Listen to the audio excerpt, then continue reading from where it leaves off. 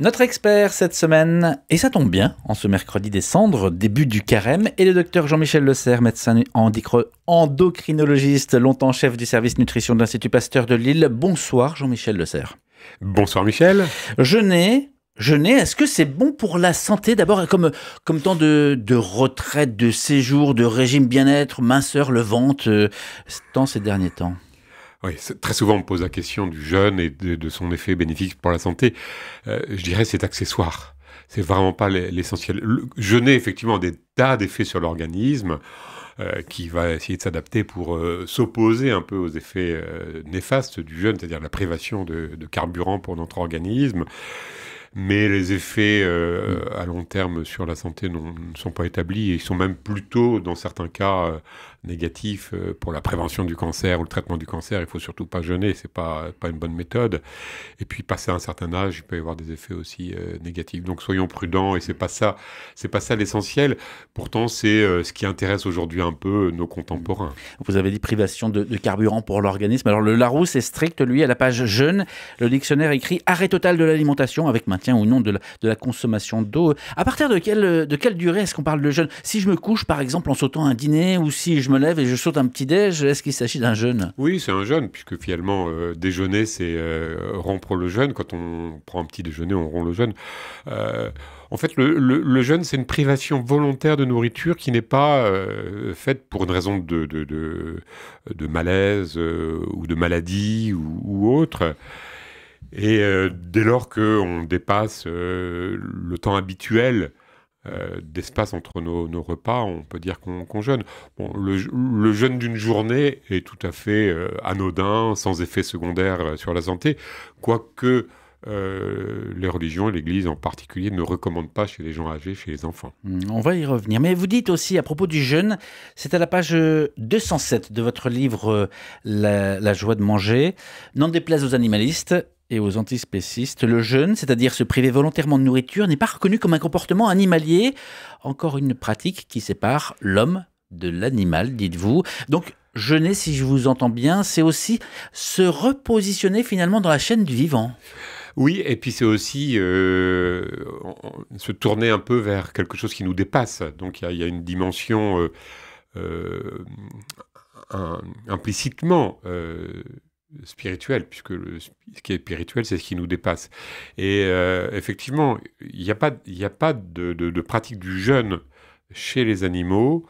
Il arrive que les animaux ne mangent pas pour des raisons qui sont physiologiques ou de disponibilité de nourriture, mais le jeûne chez l'homme est une démarche volontaire de privation de nourriture pour parvenir à quelque chose qui nous dépasse, pour essayer de se rapprocher de quelque chose qui nous dépasse. Alors on entre dans le vif aussi du sujet, hein. Si l'on parle de jeûne, c'est parce que le carême, je le disais, débute en ce mercredi des cendres. Le carême, c'est un temps de pénitence, axé sur l'aumône, la prière, le jeûne, pour se préparer à Pâques.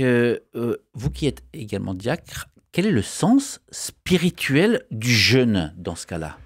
Oui, alors il y en a beaucoup. Il faut peut-être commencer par se référer à Jésus. C'est lui qu'il faut regarder en permanence quand on est chrétien. C'est lui que nous devons essayer d'imiter, ou en tout cas de prendre un petit peu son regard, ses paroles et ses gestes. Et donc quand il a commencé sa vie publique, il a commencé par jeûner 40 jours. Alors 40 jours, c'est absolument énorme. C'est possible? Oui, c'est possible. Au-delà, la mort survient. Alors, on ne peut pas être sûr que Jésus a jeûné 40 jours. Il y a quand même aussi toute une signification symbolique aux chiffres dans la Bible. Mais oui, c'est possible. Et alors, dans l'Évangile, Jésus jeûne pour se préparer à sa vie publique, pour vraiment se concentrer sur l'essentiel et puis se rapprocher le plus possible de Dieu. C'est aussi l'objet et le lieu d'un combat spirituel. Et les pères de l'Église insistent beaucoup sur la notion de combat spirituel. Ce combat spirituel qui nous habite tous, hein, entre le bien et le mal qui est en nous, hein, le bien qu'on voudrait faire et qu'on ne réussit pas à faire, le mal qui est en nous. Le jeûne est aussi un moyen de ce combat spirituel. Mais c'est pas forcément la signification primordiale qui nous vient à l'esprit quand on jeûne. le jeûne, c'est un peu se détacher de soi et se rapprocher à la fois de Dieu et des autres. C'est vraiment la mission des chrétiens. Et ce que vous dites là, entre les lignes, c'est aussi se poser les bases pour se rendre disponible à ce qui arrive plus tard. Et donc, c'est Pâques, en l'occurrence pour le carême, et pour le Christ, c'était sa vie publique. Donc, c'est vraiment une attitude de préparation. Oui, c'est une préparation. Alors, c'est intéressant peut-être de voir cette dimension entraînement. C'est difficile de prier. C'est difficile d'être ouvert aux autres. Là aussi, l'Église, les pères de l'Église nous enseignent que prier, c'est un effort, il y a un travail. Quand on fait du sport, on n'est pas étonné que les sportifs s'entraînent. Eh bien, finalement, s'entraîner par le jeûne à aller à l'essentiel, c'est quelque chose qui me semble tout à fait sain. Et on n'est pas obligé d'arriver à la performance, puisque ce n'est pas non plus un exploit. On n'est pas obligé d'arriver à 40 jours. D'ailleurs, l'Église est très sage et dit, bon, vous jeûnez 2 jours pendant le carême, le mercredi des cendres, et puis le vendredi saint. Et il y a des jours où vous pouvez aussi faire d'autres efforts ou d'autres privations qui n'ont pas pour but la privation. La privation n'est pas un but, c'est juste un moyen. Et c'est pour ça que l'enseignement de l'Église aussi, et de Jésus en particulier, est de nous dire, attendez, c'est une pénitence, d'accord, parce que c'est une privation, mais ne soyez pas tristes, ne prenez pas une tête d'enterrement, proclamez pas partout que vous jeûnez. Le jeûne reste secret, il reste privé. Je ne vais pas vous poser la question. Alors, on peut parfois aussi, en famille, se soutenir, mais il n'y a pas la dimension collective au jeûne chez les chrétiens. Et c'est intéressant parce que, donc déjà, c'est pas une performance. C'est ce que vous soulignez. Le carême, le jeûne du carême n'est pas une performance. Et le côté joyeux, ça paraît anodin, mais comment est-ce qu'on fait pour faire cette démarche dans la joie ?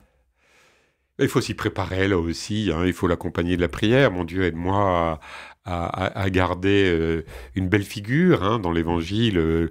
Lave-toi, parfume-toi, que personne ne le sache. Il y a aussi une démarche d'offrande. Mon Dieu, je t'offre ce moment, une démarche privée, hein, personnelle. Et offrir quelque chose à quelqu'un, c'est quand même quelque chose de très joyeux. Hein, quand vous faites un cadeau à quelqu'un, qu'est-ce que vous êtes heureux de faire un cadeau à quelqu'un ? Et bien sûr, il y a celui qui reçoit le cadeau qui se réjouit, mais il y a vous aussi. Et donc, il y a forcément cette joie. Et puis, c'est une plus grande disponibilité aux autres, une plus grande attention aux autres, puisqu'on se détache un petit peu de... La nourriture n'est pas un piège. Moi qui ai beaucoup travaillé là-dessus, c'est pas quelque chose qui est mauvais. Se nourrir est extrêmement bon, mais c'est une préoccupation parfois un peu envahissante.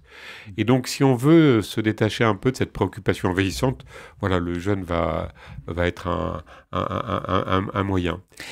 Le pape François, hein, qui est toujours hospitalisé dans un état grave, et il a écrivé de manière assez simple pour qu'on comprenne tout ce que jeûner n'est pas seulement se priver de pain, c'est aussi partager le pain avec la famille. C'est un peu ce que vous venez de dire, se tourner vers l'autre. Là, il introduit cette ouverture, ce mouvement.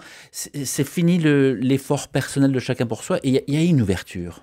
Oui, alors il y a eu toute une époque, j'allais dire janséniste, de l'Église, qui a fait perdre un petit peu aux jeunes sa dimension joyeuse, d'offrande, d'ouverture aux autres, où finalement il y avait des codes, des obligations, etc., où ça perdait son sens.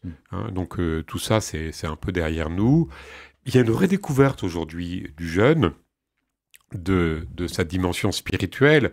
Je mets de côté les vertus sanitaires potentielles, vraies ou pas vraies. Et donc, tout ça, c'est fort intéressant. Et c'est quelque chose qui doit être redécouvert positivement par les chrétiens, parce que on a besoin aussi, on a une religion qui est incarnée, on a besoin aussi de choses qui nous touchent dans notre corps. Hein, voilà, parce qu'il y a quand même cet effort. Et quand on parlait de joie, c'est aussi une promesse. C'est-à-dire que si vous jeûnez, aujourd'hui vous jeûnez, supposons, hein, quelle joie vous allez redécouvrir à manger. Voilà. Quand on sort du carême, chacun s'impose le carême qu'il veut, hein, bien sûr, l'alimentation revêt une dimension encore plus joyeuse, encore plus pleine de plénitude. Jean-Michel Le Serre, vous êtes médecin. La nutrition, c'est un peu aussi votre vie. On a envie d'entendre, en ce jour d'aujourd'hui, quelques astuces, quelques conseils aussi tout de même. Oui, alors, moi, le conseil que je donnerais pour le mercredi des cendres et le vendredi saint, c'est le jeûne à l'eau. C'est ce qu'il y a le plus facile. Si vous prenez du pain, alors bien sûr, on peut aussi jeûner avec du pain, on peut jeûner avec du riz, comme on faisait autrefois, et on fait encore dans certaines écoles le bol de riz.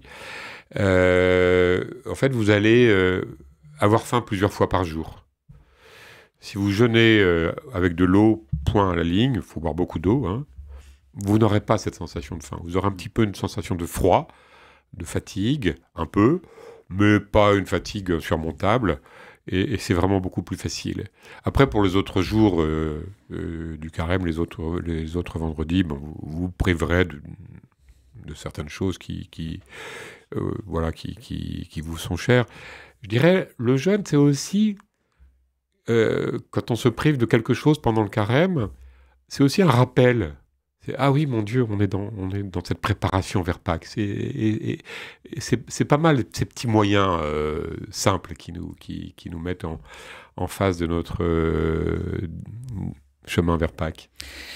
Et pour conclure, parce que le temps file, si on devait retenir une idée forte, essentielle de ce moment de carême, d'un point de vue du médecin que vous êtes. D'un point de vue du médecin, je sais... Et du diacre. Oui, voilà, d'un point de vue du médecin, du diacre. Finalement, il y a quand même quelque chose qui, dans le jeûne profane contemporain, une idée positive qu'il faut retirer, c'est-à-dire, nous sommes dans une société de consommation, d'abondance, prendre conscience aussi de la possibilité de vivre de façon plus frugale, plus sobre, c'est pas une mauvaise chose. Percevoir un peu plus le corps et cet organisme qui nous habite, c'est pas une mauvaise chose. Donc voilà, pourquoi pas. Mais il faut aller au-delà, et le jeûne s'inscrit vraiment sur le plan spirituel dans la dimension du partage, de la prière, de l'ouverture aux autres, de l'ouverture au Seigneur. C'est vraiment ça la mission principale du jeûne, c'est de nous accompagner pour nous détourner un petit peu de toutes ces entraves qu'on a dans notre vie quotidienne et matérielle, pour aller à l'essentiel. Et je crois que c'est un exercice plutôt salutaire et plutôt bénéfique et joyeux. Eh bien alors, bon carême, et merci d'être passé sur RCF Hauts-de-France. L'entretien va être à retrouver sur la page YouTube de RCF Hauts-de-France. Merci beaucoup. Merci beaucoup, Michel.